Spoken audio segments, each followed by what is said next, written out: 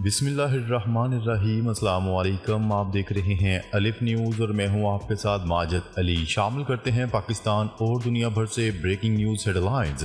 रूसी सदर Vladimir Putin का हैरान कुन फैसला, वज़ीर दिफा को फारग कर दिया। रूसी पार्लिमान के ऐवान वाला फेडरेशन कौंसिल की तरफ से एतवार के रोज शाया करदा वज़रा की नई फहरिस्त के मुताबिक सदर व्लादिमीर पुतिन ने सरगेई शोइगु को इनके ओहदे से हटा दिया और इनकी जगह माहिर इक्तिसादियात आंद्रे बेलोसोव को मुल्क का नया वज़ीर दिफा मुकर्रर कर दिया। यूक्रेन के खिलाफ जंग शुरू करने के बाद से पिछले 2 सालों में रूस की दफाई क़यादत में ये एक बहुत बड़ी तब्दीली है। ये पेशरफ्त एक ऐसे वक्त में हुई है जब रूसी अफवाज मशरकी यूक्रेन में पेशकदमी कर रही हैं और उसने शमाल मशरकी खरकैफ इलाके के खिलाफ एक बड़ा ऑपरेशन शुरू किया है। यूक्रेन के खिलाफ फौजी कार्रवाइयों के पहले साल कई फौजी नाकामियों बशमूल यूक्रेन के दारुल-हुकूमत कैफ पर कब्जा करने में नाकामी और खरकैफ और जनूबी खेरसून इलाके से पसपाई के बावजूद सदर पुतिन अब तक सरगेई शोइगु के साथ खड़े थे। गुज़िश्ता साल जब वैगनर ग्रुप के फौजी दस्तों के सरबराह युगेनी प्रिगोजिन ने खूनरेज बगावत शुरू की और शोइगु की बरतरफी का मुतालबा किया था, उस वक्त भी पुतिन ने अपने वज़ीर दिफा का साथ दिया था। क्रेमलिन ने एतवार के रोज कहा कि सदर पुतिन चाहते हैं कि सन 2012 से वज़ीर दिफा के ओहदे पर फायद शोइगु को रूस की ताकत व सिक्योरिटी कौंसिल का सेक्रेटरी बनाया जाए।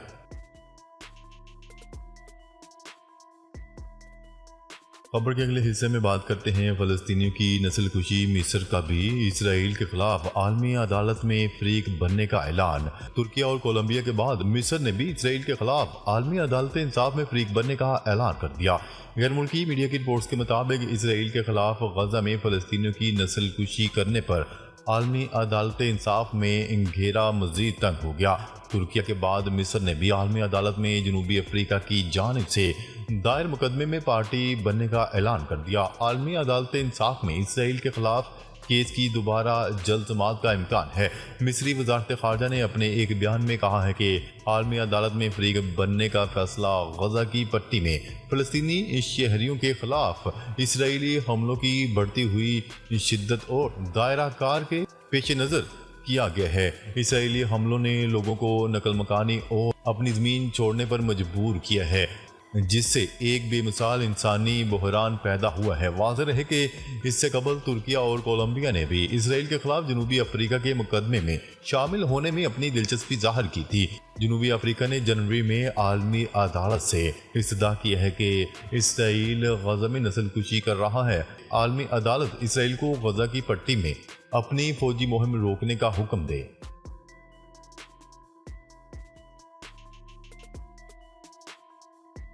खबर के अगले हिस्से में बात करते हैं। हमास ने जंगबंदी तजवीज़ कबूल कर ली, इसराइल इनकार कर रहा है। तुर्क सदर रजब तैयब एर्दोगान। तुर्की के सदर रजब तैयब एर्दोगान का कहना है कि गजा में जंगबंदी के लिए अमेरिका और यूरोपीय ममालिक अपना किरदार अदा नहीं कर रहे। इस्तांबुल में मुस्लिम स्कॉलर्स से खिताब करते हुए तुर्क सदर रजब तैयब एर्दोगान का कहना था कि हमास ने गुज़िश्ता हफ्ते कतर और मिस्र की जानिब से पेश करदा जंगबंदी की तजावीज़ कबूल कर ली थी, लेकिन इसराइली हुकूमत जंगबंदी नहीं चाहती। उन्होंने कहा है कि अमेरिका और यूरोपीय ममालिक जंगबंदी पर रजामंद होने के लिए इसराइल पर ना दबाव बढ़ा रहे हैं और ना ही अमन के लिए अपना किरदार अदा कर रहे हैं।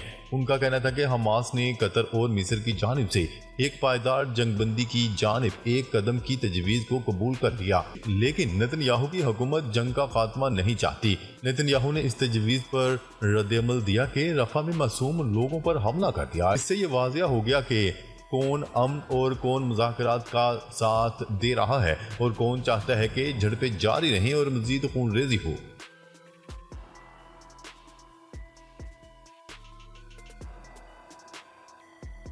खबर के अगले हिस्से में बात करते हैं। इजरायली फौज ने हमास की वापसी को रोकने का बहाना बनाकर शुमाली गजा में 4 बड़े फ़ज़ाई हमले कर दिए। शुमाली गजा को चंद माह कबल इसराइली फौज ने ऑपरेशन के बाद महफूज इलाका करार दिया था। ताहम अब एक बार फिर इसराइली फौज ने शुमाली गजा पर 4 बड़े फजाई हमले कर दिए।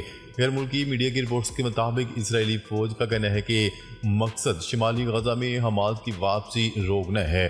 दूसरी जानिब अल-क़िसाम ब्रिगेड ने शुमाली गजा में कई इसराइली फौजियों को हलाक और जख्मी करने का दावा किया है। वाज़ेह है कि 7 अक्टूबर से अब तक फ़लस्तीनी शोहदा की मजमूई तादाद 35,000 से ऊपर चली गई है। मज़ीद बहरा जनूबी अफ्रीका ने आलमी अदालत में इसराइल के खिलाफ गजा में नस्लकुशी का मुकदमा दायर कर दिया है।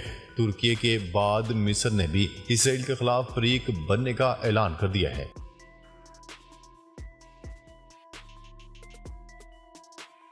खबर के अगले हिस्से में बात करते हैं। अमेरिका ने कहा है कि रफा पर इसराइल के हमले से अफरा तफरी में इजाफा होगा। अमेरिकी वज़ीर ख़ारिजा एंथनी ब्लिंकन ने अमेरिकी टेलीविज़न के प्रोग्राम में गुफ्तगू करते हुए कहा है कि इसराइल के रफा पर हमले से हमास का खात्मा नहीं होगा बल्कि अफरा तफरी में इजाफा होगा। अमेरिका गजा में मुकम्मल जंगबंदी के लिए पायदार और बेहतर मंसूबा पेश करने के लिए इसराइली क़यादत पर दबाव डाल रहा है। हम रफा पर ज़मीनी हमले की मुखालफत करते हैं। अमेरिकी वज़ीर ख़ारिजा का मज़ीद कहना था कि इस बात की तस्दीक करता हूँ कि सदर जो बाइडेन ने इसराइल को 3500 बमों की फराहमी रोकने का हुक्म दिया है। ये इकदाम इसराइल को रफा पर हमले से रोकने और आम शहरियों को जानी नुकसान से बचाने की कोशिश है। इसराइल की फौज ने शुमाली गजा में जो इलाके छोड़े हैं, हमास के अस्करियत पसंद वहां वापस जा चुके हैं।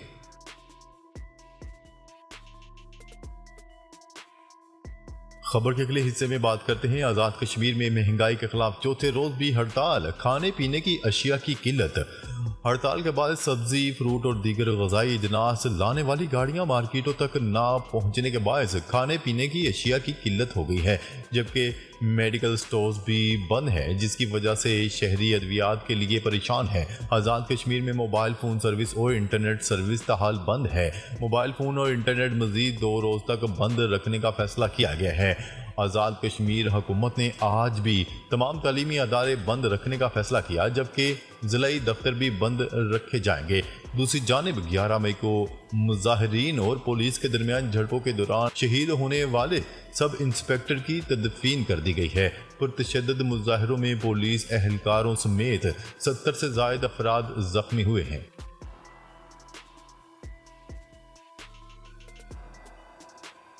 खबर के अगले हिस्से में बात करते हैं। चीन में शदीद बारिशों और सैलाब से रिहायशी इलाके ज़ेर-ए-आफ़ आ गए।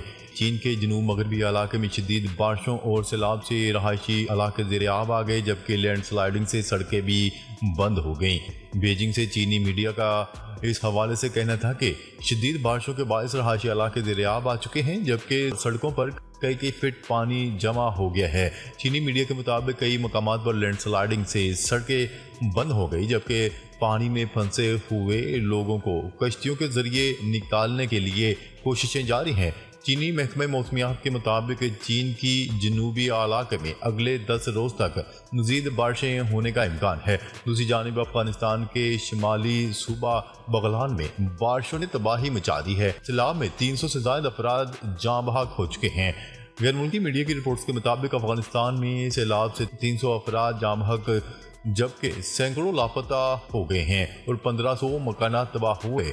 तर्जमान तालिबान ज़बीहुल्लाह मुजाहिद का कहना है कि सूबा बदख्शां, बगलान और हेरात सैलाब से सबसे ज़्यादा मुतासर हुए हैं। अमवात की तादाद में इजाफा हो सकता है। मुख्तलिफ इलाकों में रेस्क्यू का काम जारी है। नाजरीन, अब तक के लिए इतना ही। मज़ीद खबरें लेकर बहुत जल्द आपकी खिदमत में हाजिर होंगे। तब तक के लिए अपना ख्याल रखिएगा। अल्लाह ने के बाद।